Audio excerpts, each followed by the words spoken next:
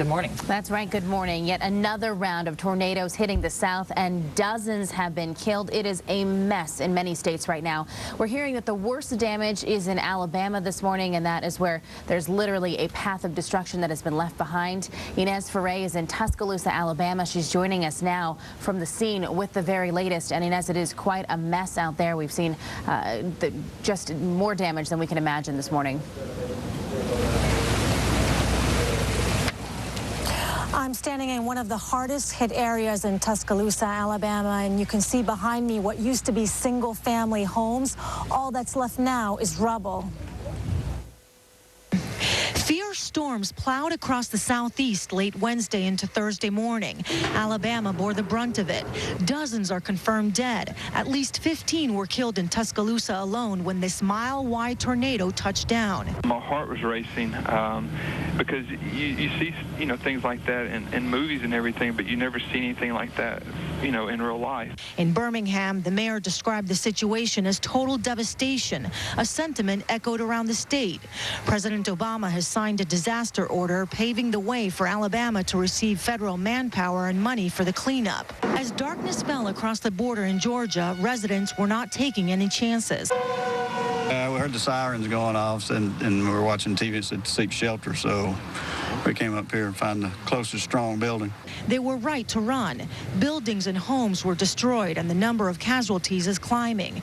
In Mississippi and Tennessee, Thursday will be a day to assess the damage and begin the recovery.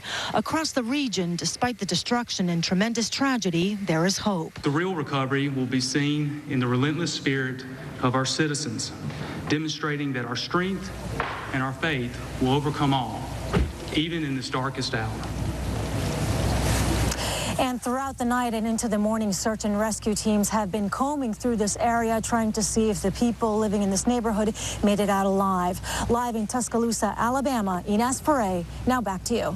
Inez, thanks so much. Inez Ferre there in Tuscaloosa for us this morning. Let's get you over to Cody now. He's watching where these storms are at the moment. Cody, good morning. Hey, good morning to you. Yesterday, it was just unbelievable. Here's the big tornado that went through Tuscaloosa, Alabama. They're saying at least 30 people have died, and they're still looking for folks, but you can see that debris just flying around the tornado.